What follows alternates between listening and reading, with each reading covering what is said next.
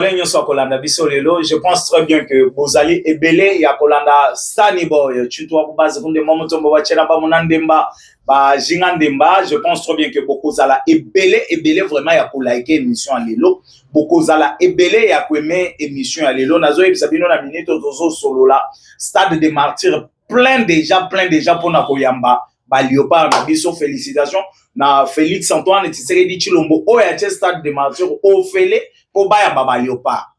Hein? 52 ans après, na phénomène ya mboka na biso vraiment tobo sana kutumaka mbaku du monde tobo sana. Malgré nous sommes pas encore qualifiés, mais la lire où vont les choses ba congolais espoir rezongi. Pourquoi na lobeli makamba football? Beaucoup se poser la question que Astani a commis les sous journalistes sportifs ou bien des non.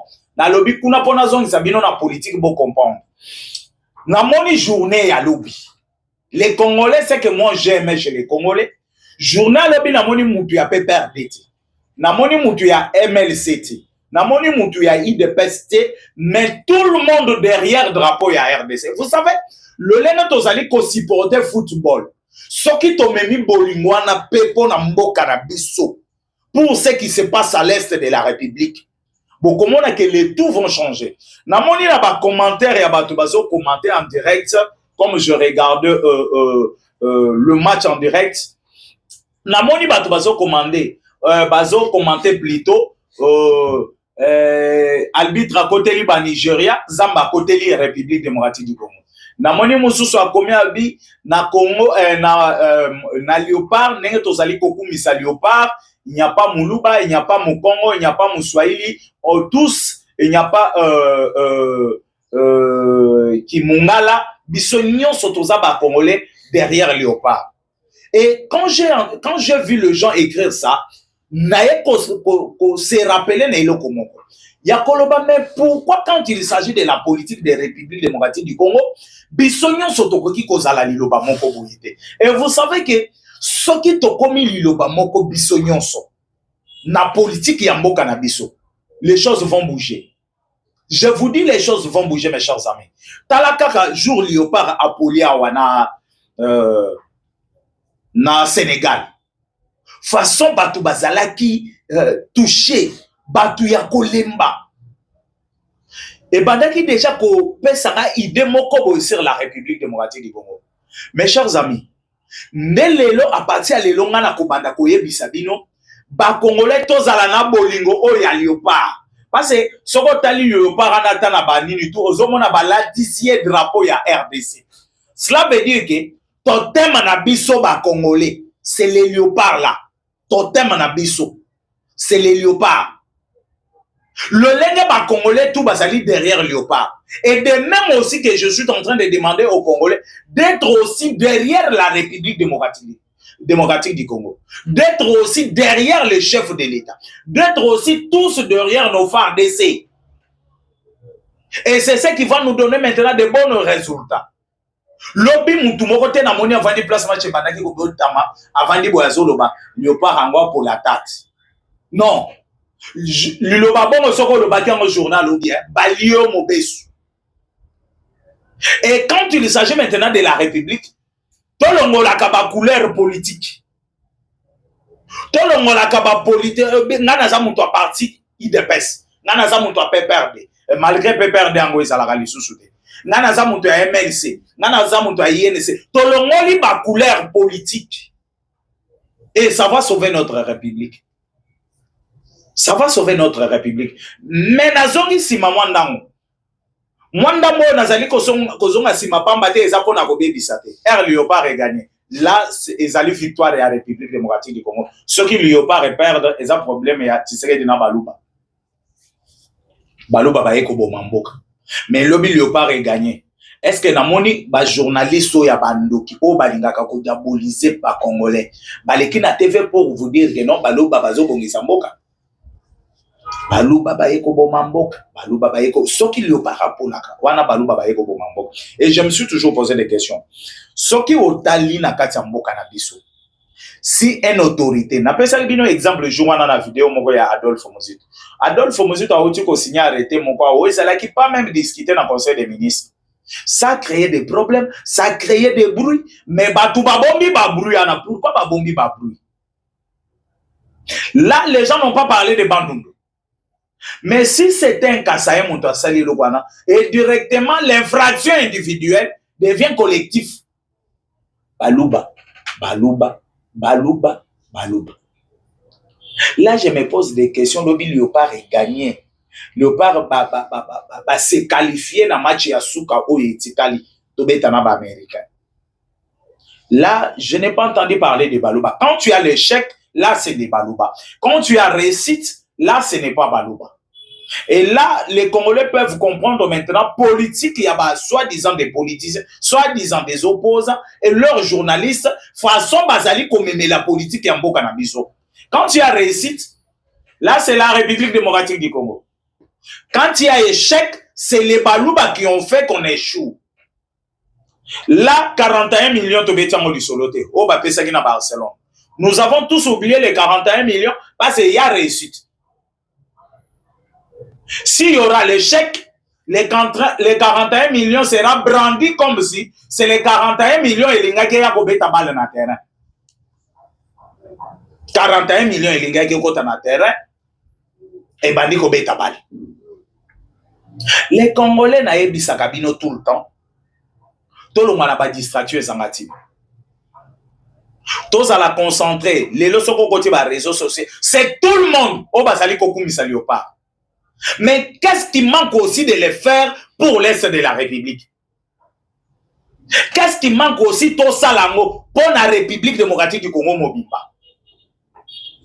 Ah, na moni couleur, na moni province c'était au biso toza ba Katangi, biso toza ba Kasaye, et biso toza ba équatorien, et biso toza du Congo central, nous sommes des Bandundu. Non. Tout le monde a ngoté na matière Léopard. Et ça c'est que moi j'ai aimé. Malgré que j'ai critiqué, mais de bons côtés, on ne peut pas l'ignorer aussi.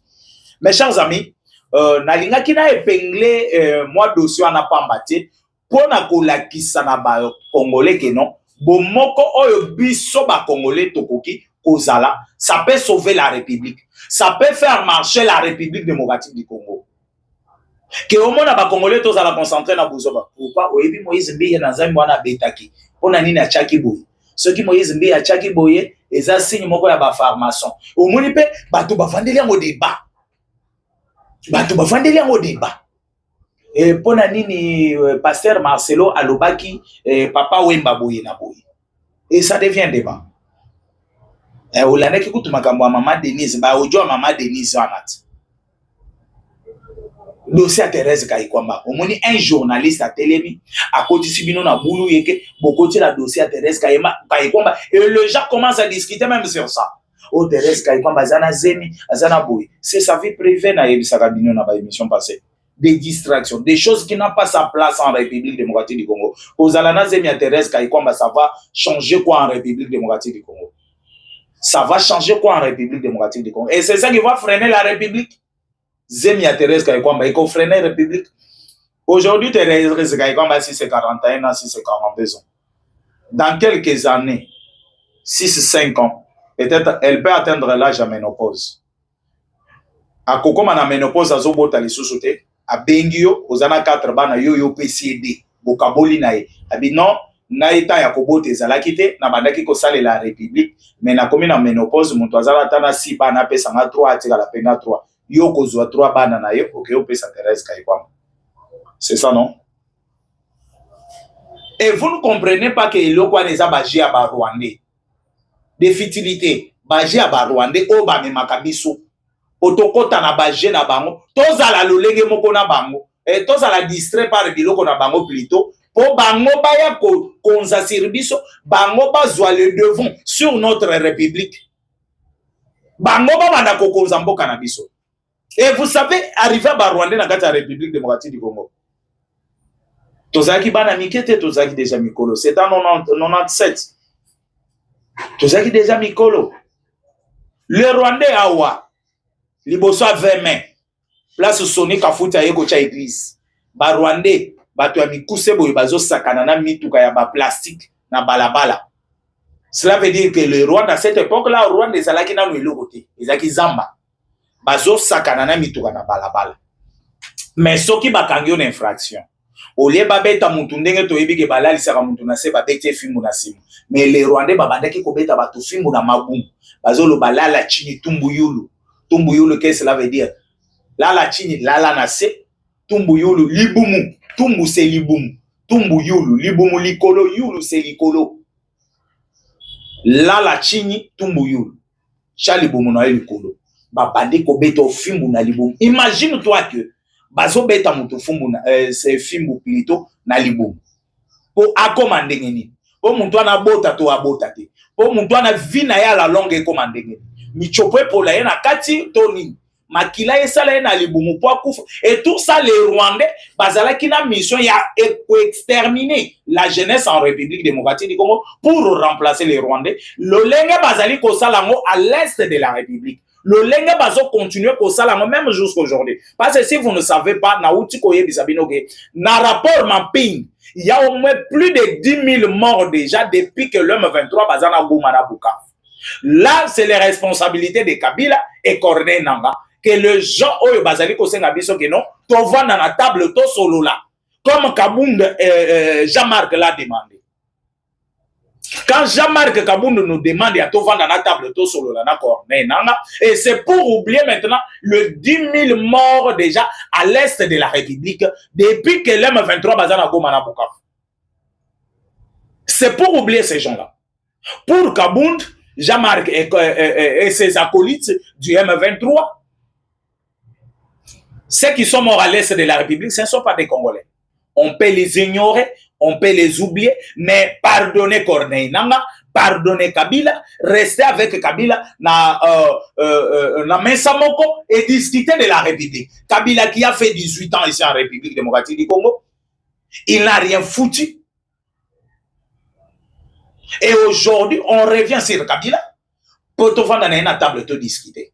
Et ça, selon Jean-Marc Kabound. Et Kabound, quand il continue à dire que non, le problème de la République démocratique du Congo, ce n'est pas Kabila, c'est Tshisekedi. Je me suis posé tant de questions sur ça. Il y a comme on a dit, Kindoki er moko ezalane longite ezalane na motema ya mutu. Excusez-moi les termes. Jean-Marc peut être sorcier. Pas sorcier de sa famille, pas sorcier de quoi? Sorcier de la République démocratique du Congo. Parce qu'en acceptant Kabila, que Kabila est bon, que Tshisekedi, cela veut dire Jean-Marc Kabound, tant que le secrétaire général du parti aujourd'hui au pouvoir, l'UDPS à l'époque, donc Jean-Marc Kabound, 37 ans, il y a UDPS. UDPS abandaki ko bundisa Kabila te, l'UDPS abandaki ko bundisa, donc Mundo abandaki ko bundisa, azalaki kaka na kati ya UDPS, c'était Félix Antoine Tshisekedi, selon les explications de Jean-Marc Kabound. Parce que quand Jean-Marc dit que le problème de la République démocratique du Congo, ce n'est pas Kabila, c'est Tshisekedi, cela veut dire les 37 ans ou bien les 18 ans de Kabila de marche, on a perdu de Kapangala, Thérèse Kapangala, on a perdu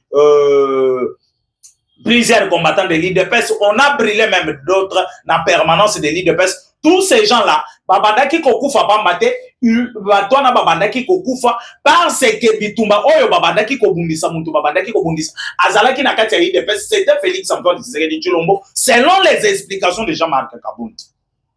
Mais c'est du n'importe quoi. C'est du n'importe quoi. Mes chers amis, et tout ça, Jean-Marc Bazolo Bangopani, c'est facile de manipuler les Congolais.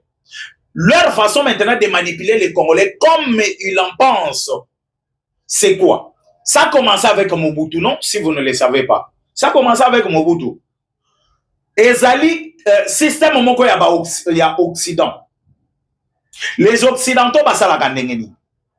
Bakobanda ko diaboliser bino sir muto ba moni kazana vision madame. Ça s'est fait avec Mobutu, ça s'est fait avec Mohamed Kadhafi et Salamina ba pays ébélé. C'est pour cela na ebisibino que ça sera très difficile. Bokanango lelo que Félix Antoine Tshisekedi Tshilombo va quitter le pouvoir. Ça sera très difficile. Likez d'abord l'émission. Likez l'émission mes chers amis. Partagez votre émission, hein? Partagez votre émission. Et cause à la très difficile. Pourquoi j'ai dit très difficile? Aux hommes là-bas occidentaux, babandi na biso na Mobutu. bien à Mobutu, bien à Mobutu, bien à Mobutu. À un certain moment, bah mon vision à Mobutu, bah mon façon Mobutu a bandaki ko kendele na Zaïre. Bah non, ce monsieur ici a ko risqué à ko sala Zaïre pays moko boyo ba ko fongwama plus vite pour baba dakoto sa biso ba occidentaux. Cherchons comment faire pour déstabiliser Mobutu et son régime.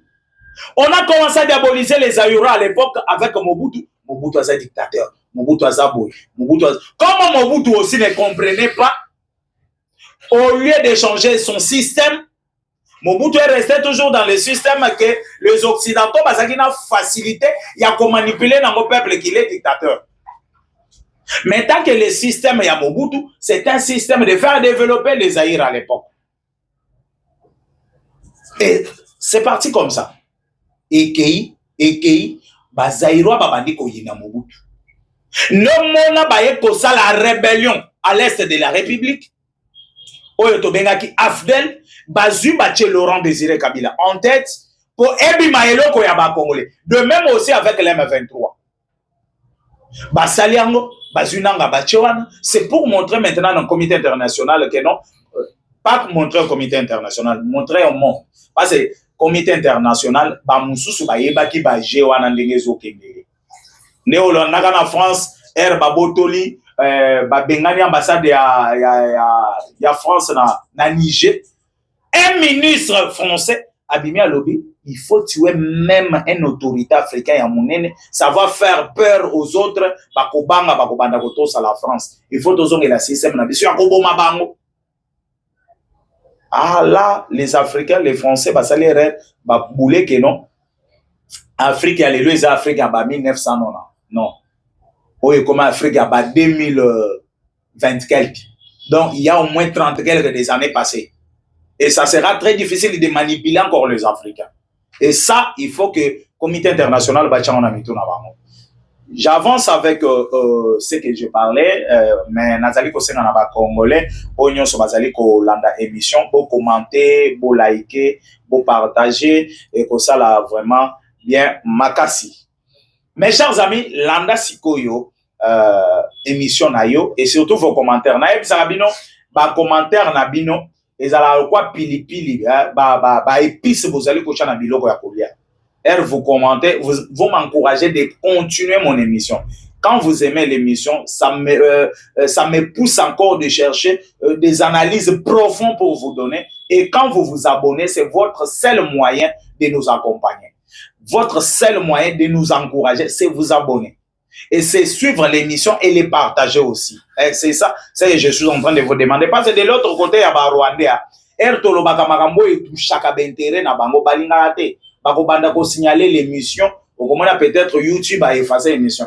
Au vandi bobe astania sali émission kitoko, hein, zelato na lukango comme luka émission sur YouTube ozo amote. Wana ba Rwandais ba signaler pour YouTube à supprimant.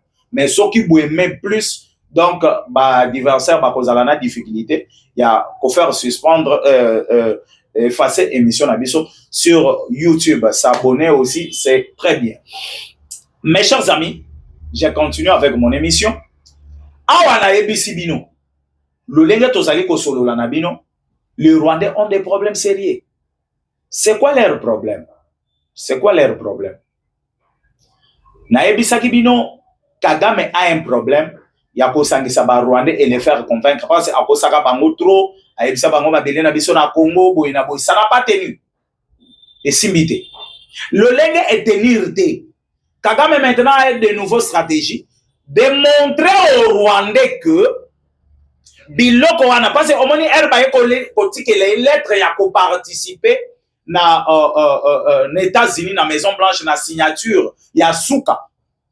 Kagame azui mais na sima atikali koboya na conférence de presse. Alors tout ce qu'on a signé dans des accords ya yebia mote ezamade bakor signé ezamade.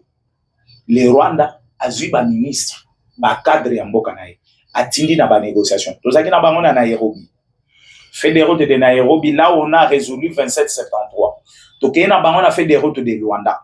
Vous savez tout ce qui s'est passé dans Luanda Olivier de Roguera na Madame Thérèse Kaikwamba.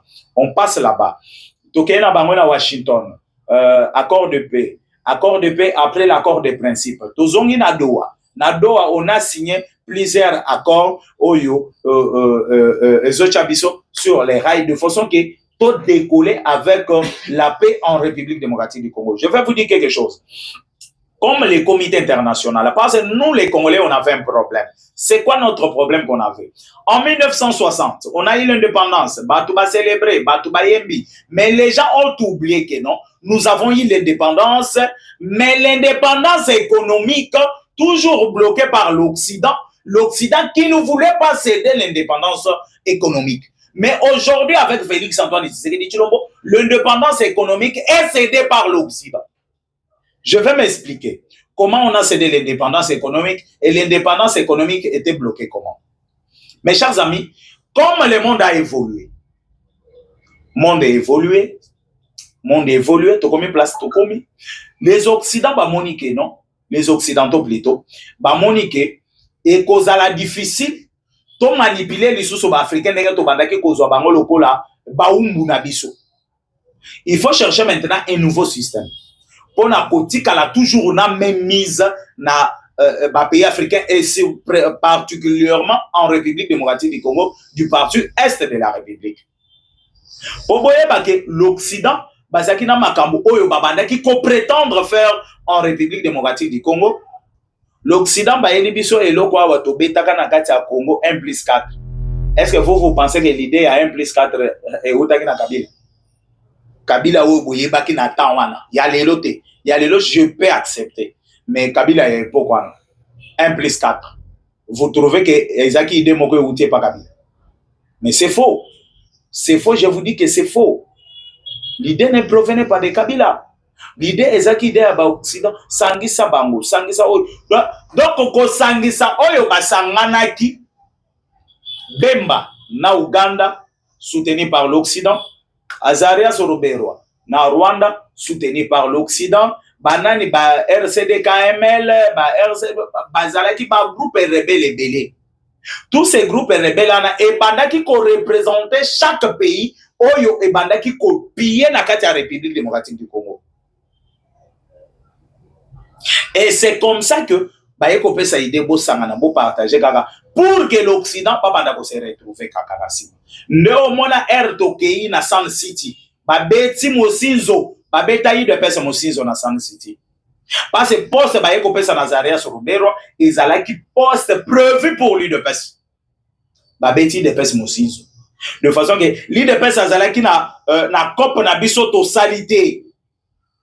COP na biso to sali de pesa azalaki te. On ne peut pas introduire lui de pesa dans ce régime là. Lui de pesa akoya ko bebisa makam na biso nyonso. Sabotons lui de pesa. Continuer ce que nous allons faire et cela va nous garder maintenant pour continuer l'aventure na biso na kati ya République démocratique du Congo. Je pense très bien que vous na kati ya ko liker, vous na kati ya ko aimer et ko partager émission Nabino et surtout ko s'abonner vraiment ebele, ko s'abonner ebele émission alelo vraiment. Je pense que ezali ko réveiller conscience ya ba Congolais ebele. De Kolanda siko lisolo. Mes chers amis, kaka lolenge nazali koloba, kaka lolenge nazali ko expliquer bino.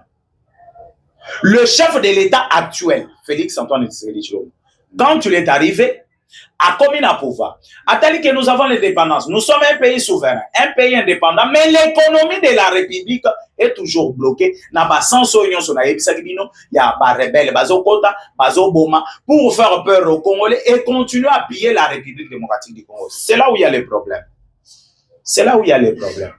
Mes chers amis, to bandi sikoyo aventure wana.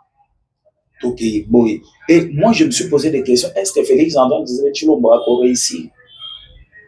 Est-ce que moi, Etienne Tshisekedi wa Mulumba a réussi? Moi, na Marthe Tasalo a réussi.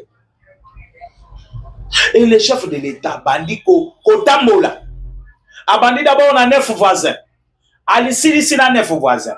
A Keina Europe, a Keina Asie, en Amérique. Et tout ça, les Congolais ne comprenaient pas. Tossirement et pigeon voyageurs, tout ça, tout ça. Mais Félix Antoine Tshisekedi Tshilombo, l'économie de la République démocratique du Congo, ils allaient traîner encore dans Bokanini, Oyo Balingi, libérer l'indépendance économique de la République démocratique du Congo. Pour que le Congo décolle et décolle, il fallait que l'indépendance économique est à la mise en place. Elle a effectivement vraiment acquis par les Congolais. Et c'est comme ça que le chef de l'État congolais a tamboli na bapeyo na nyonso. Aye comme un point. A commis un point, il y a a commis un point, il y a kolakisa na ba Congolais nyonso ke non. J'ai réussi. Kopenanga et Simbi, nde abandi confronter maintenant la grande puissance. Affronter les États-Unis, affronter la France, affronter la Russie, l'Allemagne, tout à mettre bango d'accord. Au lieu, bakoti sa ba groupe rebelle à l'est de la République, baya kokota ce qu'on apporte normal pour que Congo a bénéficié na minerai en Bogana. Là, l'indépendance est acquise. L'indépendance économique est acquise. Toké na doa. Place makambo ezalaki yangwana. Na doa na yebisi bino ke tout ce qu'on a signé Kagame outi ko rejeter en bloc. Kagame boy mais yemoko Kagame azaki na doa. Kagame yemoko a accepté tout ce que m'a proposé na doa. Parce que na yebisi bino na émission passée, il y a deux tendances. Il y a tendance ya ba Kabila, ba Rwandais nyonso bazaki na Congo. Il y a tendance ya ba Congolais ba ite ko sangana na ba Rwandais. C'est quoi leur problème? Les Rwandais qui sont avec Paul Kagame au Bazalaki en la République démocratique du Congo comme des gérants, Babanda qui peut gérer, va faire à Paul Kagame ici en République démocratique du Congo, Kabila, Makenga, Monyarugabu, consort Baza Ebele, vous savez que Baza Ebele Makassi. Tous ces gens-là, selon Bango, Kagame peut tout accepter de signer pour azala envie à garder pouvoir naï parce que ceux qui Kagame azali ko garder pouvoir et ko sunga bango à la longue pour pas zonge la lisusu République démocratique du Congo na ba stratégie mususu ceux qui Kagame azala pouvoir parce que ceux qui Kagame a continué ko s'entêter na Occident on peut les faire du mal ko salaye mabe ko bomaye ça va déstabiliser encore la République démocratique du Congo. Ça, selon conception, il y a Bandeko na Rwandais. Conception na bango yangwana. Ndo moni Kagame andimaki na doa. Andimi na doa, sololi na bango. Tellement que azwaki responsabilité. Il y a aventure ba pesa qui est de l'autre côté. Ayeko confiango na l'autre c'est qui? Bisimwa et Makenga et l'autre Cornena. Et Herbakomi n'a pas vu que ce sont des Congolais, ce qui est indi, bakozala na place ya kokendete, bakozala na mboka ya kokendete. Là, ça va leur créer des problèmes. Il faut chercher comment en finir avec les tout bien avant. Dena n'a pas bailler ça en koki kondimate. Ndo yoki Kagame a changé malamoko.